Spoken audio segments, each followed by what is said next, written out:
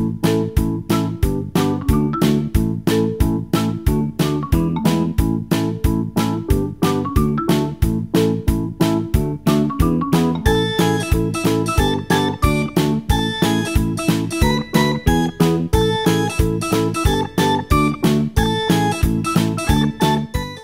work, work, work, work. Da, da, da, da, da, da, da, da, da. Work, work, work, work, work. Ano ba? Ma! Yay! Good morning, Kuya! Good morning, Zach! Work, work, work, work, work. Da, da, da, da, da, da, da. Kanina sumasayaw siya dun eh. Anyway, good morning guys. It's magna 9:10. And Dad is awake na. He's doing his big business and then maliligo na yun. Nakakainis kagabi, nakalimut. Pagka munggo yung ulam, the night before, nagbababad na ako sa tubig noon. Kagabi naalala ko. Kaso, ang sarap na ng pwesto ko. Alam mo yung natutulog na kami. Ako pala. Kasi, as usual, alas 2 ako nahiga. Ayun na nga, yung kaya nahiga na ako, saka ako siya naalala. Hindi na ako bumagon. So, ayun. Kailangan ko na siyang ibabad ngayon. Para medyo mas mabilis maluto mamaya. Dapat nga niluluto ko na ngayon. But anyways, that's life.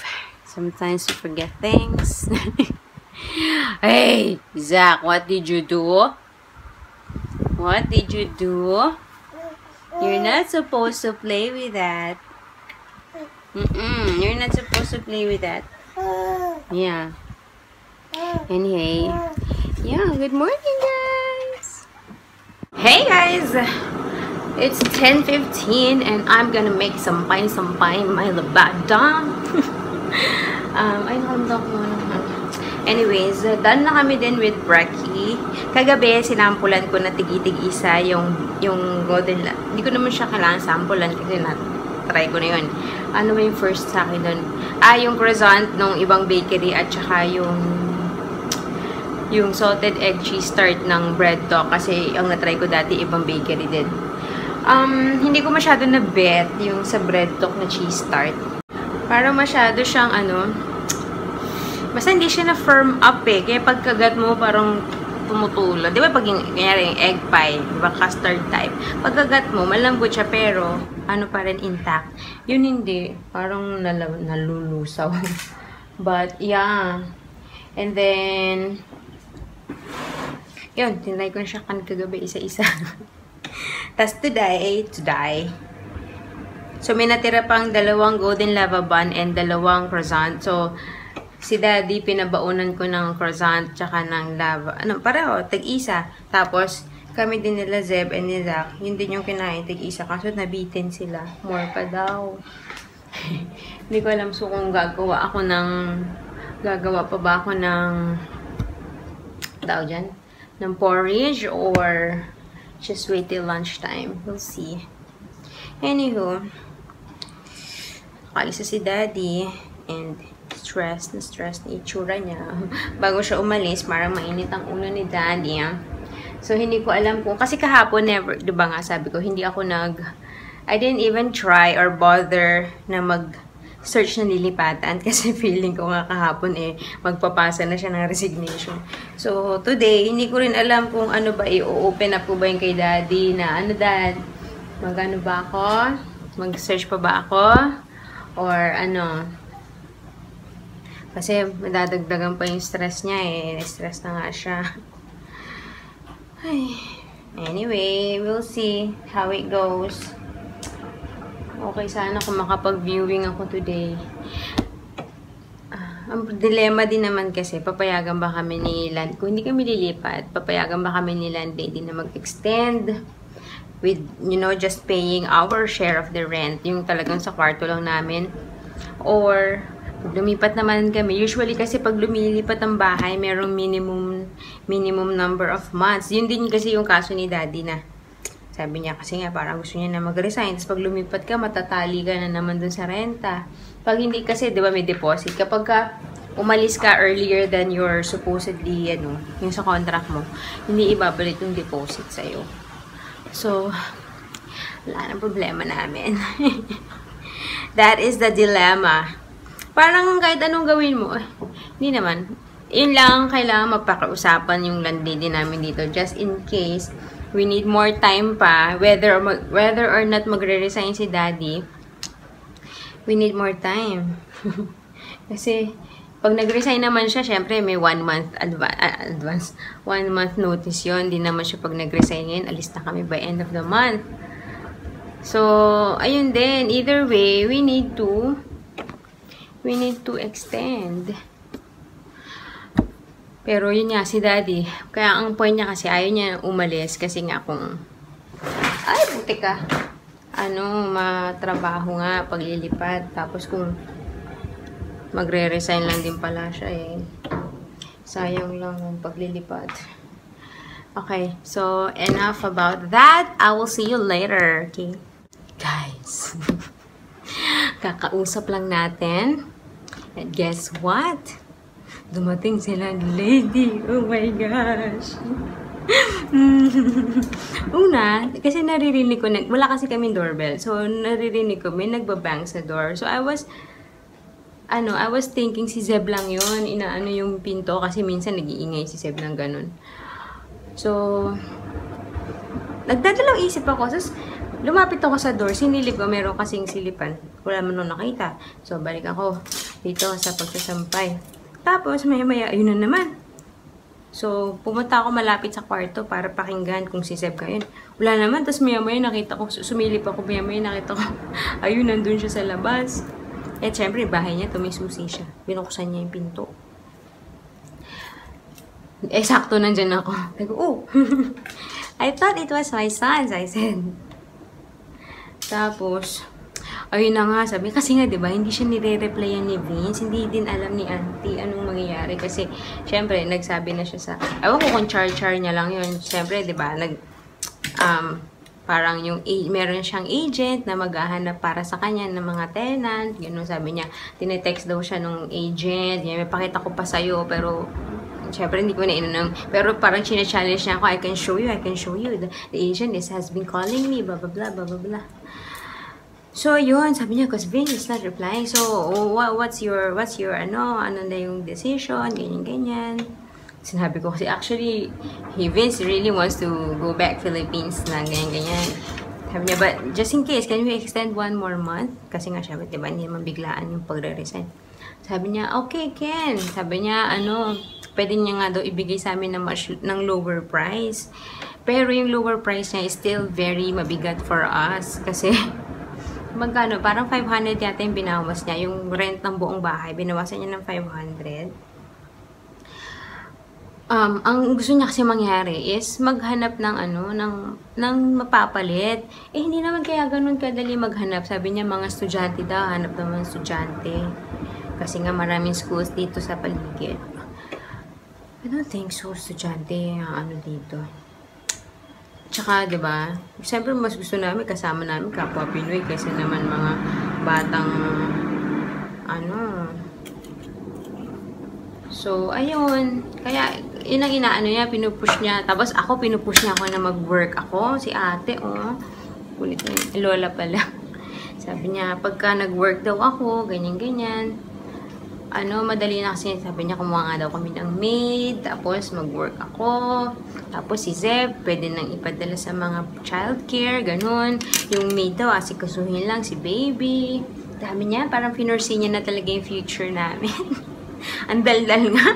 Alam mo yung lalabas na siya, alis na siya, tapos sarado niya na yung pinto, tapos may maalala siya, tapos alis na siya, maalala siya. Lumabas ka na. So yun, tinext ko na si daddy, hindi pa nagre-reply as usual, pati ako hindi ako re-reply. Stress na lolo mo. Ano gagawin namin? Ampanin niyo naman kami. Anyways, so I'm gonna continue my sinampay. Yeah? Yeah? Yes! Aray ko, sorry. Hi guys! We're just chilling and cuddling. 11, 20? nakita niya ako, umiyak siya. Akala ko naman, wants to sleep or mag-power nap. So, pinadedi ko. Tapos, after the bed, alive na naman po siya. Work, work, work, work, work. Da-da-da-da-da-da-da-da-da.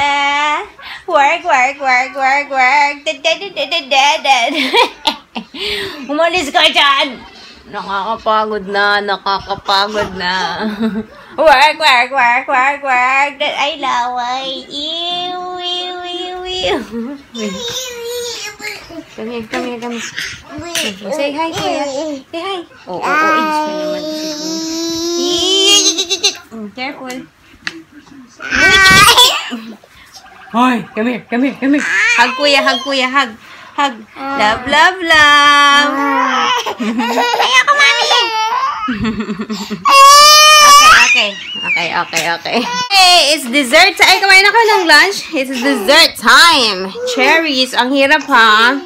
Hiniwa ko pa sa gitna para tanggalin yung buto. Chinap-chop ko pa siya. Gusto ko yung katulad kila Judy, pang tanggal ng buto. Anyway, we'll see. Try ni Zach for the first time. Zach. Sana lang hindi magmancha kasi it's super red. You like it? How does it taste? Yum? Yummy? How about kuya? Oh, sorry. Aray! Don't bite, mommy! Ito talaga medyo juicy na to eh. Yummy! Ayaw. Pinalik. You don't like it? It's yummy. Look at Zach. You like it, Zach? You like it? Ubus na pala.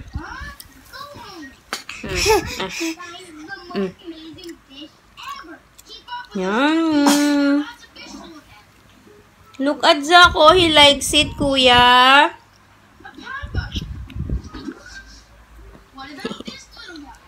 Uy, tandaan naman. Mami na. Uy, he likes cherries. Yay! Clap your hands. Clap your hands. Yay! Close, open. Close, open. Close, open. Eat! You're eating cherries. Diba you're done eating na? Do you want more? Tapos na kami. Ay, nga pala. Umuwi si Daddy. Saglit. Meron kasi siyang bit-bit kaninang. Okay na, ma'am. Wait lang. Meron siyang bit-bit kanina na monitor tsaka keyboard. Ewan ko para saan. Tapos ngayon binalik niya kasi nga ang bigat. Tapos tsaka siya, hindi siya po galing sa office nila kanina. Pero galing siya sa client yata. Tapos, ngayon. Hindi nga siya kumain dito eh. Yung tinapay na pinabaan ko sa kanya, yun yung kinain niya. Parang nagsabay kami kumain habang inubos ko yung kanin kanina. Tapos kumakain siya ng tinapay. Nandun kami sa sala. Wala siyang time kumain ng kanin talaga. Tapos, ayun na nga, sabi niya, kung magre-resign na ako, ba't pa tayo lilipat? Kasi nga, diba, effort mo siya ko. So, ito na talaga. Totoo na talaga to. Magre-resign na si Daddy. Although, hindi pa siya formally nagsasubmit. Pero, yun talagang balak niya. So, support na lang natin si Daddy. So, sabi niya, pag nag-resign, may 1 month notice ka, diba? Tapos, kapag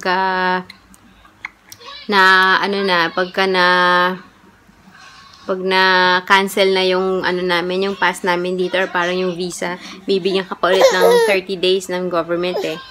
Parang naka-tourist visa naman. So, parang 2 months pa. Sabi ko, so, okay na sa'yo, yung presyo ni auntie. Sabi niya, may deposit naman kasi kami dun. Sabi niya, may deposit naman. Pero ako nang hinayang, kasi syempre, sayang naman, ang mahal nun. Sige na, yummy naman yan. You like the cherries? Yay! Aray ko. Anyways, aga pa pala eh. Magti-12:20 pa lang. Tapos na kami kumain. Bigyan ko na ng sorbete si Zach. Ay, si Zeb kasi. Para meron siyang dessert. Lumilig si kuya dito eh. Enjoying his ice cream. Zeb, do you like it? Zeb, yay, yay. Since marami siya kinain for lunch, that's his reward. Because you ate a lot kanina, Zeb. Uh-oh. Then you get a reward. Yeah. Yay. Barlog style.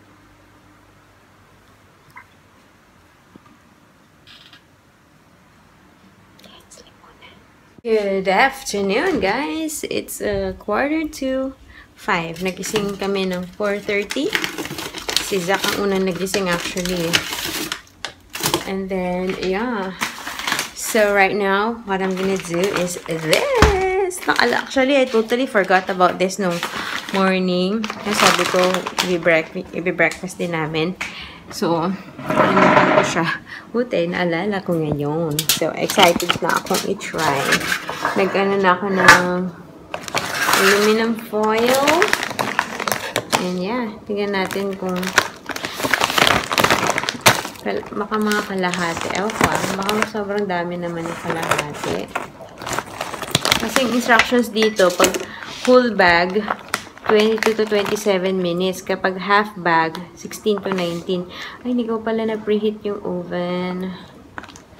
425. How much is that? Wait, let me Google. It's 218 degrees in Celsius. So, i-preheat ko muna bago ko binalik ko muna sa freezer yung potatoes. Alam niyo bakit ako na-tempt dun? Kasi, naalala ko yung ano, yung kinainan namin ng Father's Day, di ba meron dong s'mores fries. Sweet potato yun. Ay ko parang gusto kulit nun. Actually, madali lang yun.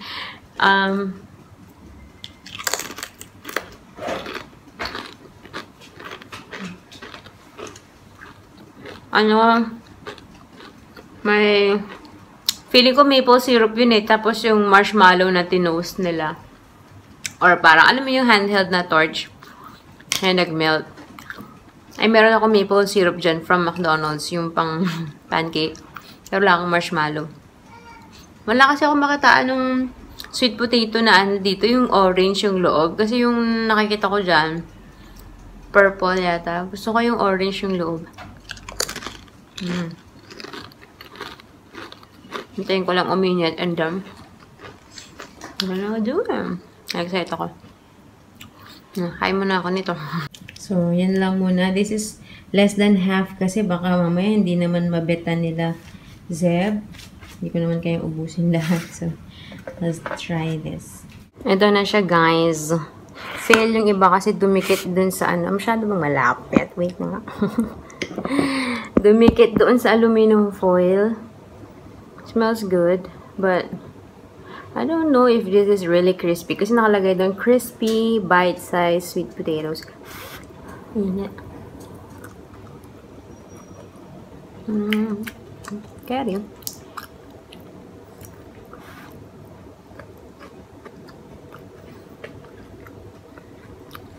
Yep.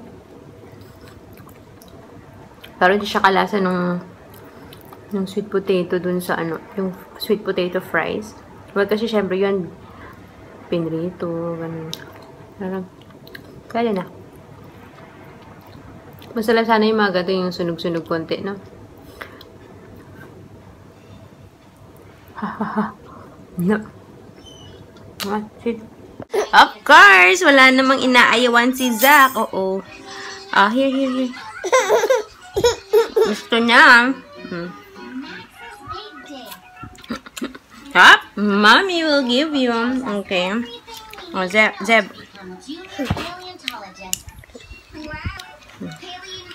Eat. Ito hindi mo nguya eh. Diretso lunok eh. Okay. Kain. Hey guys! Hi! Tapos na kami maligo ni Zach dahil nagpupu explosion. Grabe, ang wanton. And for ilang weeks na ha, ano kami, okay kami mag-bath time. Wala nang crying episodes. Na-enjoy niya na ulit ang bath time just like before. Yun. Zeb naman. Mario, Zeb, wait lang. Ayun na nga. Anyway, kanina ka-chat ko si Sis Kai Villano. Hi sis, if you're watching. Ayun, she was trying to convince me. Actually, hindi mo na ako kailangan i-convince. Ang kailangan i-convince is si Daddy. Na, doon na lang doon kami sa, kasi tinatanong niya kung nakahanap na kami ng lilipatan. Then, I told her nga na, sabi ni Daddy, as of today, sabi niya nga na, diba, wag nang lumipat. Kasi nga, magre-resign naman siya. Tapos, yan, she's trying to convince nga na, lumipat. Taga Malaysia pala siya sa KL. Doon na lang doon kami, ganyan. Tapos, sabi ko nga, parang decidido na si Daddy. Parang gusto niya na talagang bumalik ng Pinas. And sabi ko, for the sake of his health and his sanity, kung yun ang talaga magpapasaya kay Daddy, why not? I'll just support him. Although, ayoko talaga, pero wala na akong choice Hindi na talaga kaya ni Daddy. So, I guess we'll be seeing you in Pinas in a few months. Ewan ko, hindi ko pala. Dede naman yan. Ano to? Diba? Kasi nga, this week, stressful week talaga kay Daddy kasi siya ang support. Mali mo, next week magbago isip niya. But I don't know, pero kung sakali man, ang daming kailangan i-finalize. Ang dami namin kailangan, alam mo yun, syempre magsusort through kami ng things. Hindi naman namin kailangan dalhin lahat to. Magbebenta kami ng ibang gamit siguro. Kasi nga, diba, like, mga printer, idadalhin pa ba namin yan? Parang, ewan ko, yun, kung ipapaship namin ng balikbayan box, tapos yung mga, kailangan pa, bayaran, kasi yung kontrata ng phone ko, tsaka yung internet, kasi naka within contract, sabi ko, syempre, meron termination fee, tapos, what else? Marami-rami, kailangan i-finalize, so, hindi ko alam kung kailan exactly magsasubmit si Daddy ng resignation, but yeah, I'm still crossing my fingers na magbago siya ng isip, and if he does, gusto ko lumipat. Anyways, yeah, for the meantime, we'll just stay here and bear the cost. No? So, magkakaroon kami dalawang bakanting kwarto. Hindi ko alam kung makahanapan naman yan kaagad ng magre-renta. Mahirap. Anyways, meron pa kasi ikikwento Ismail, kaya dumeda ka. Ano ba isang ikikwento ko? Nakalimutan ko.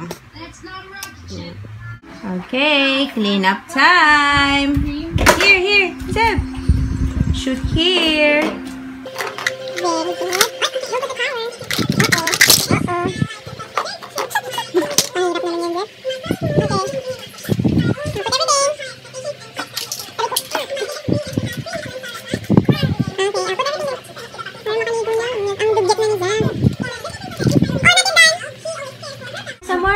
Very good. And there's one more there. The pink one's there.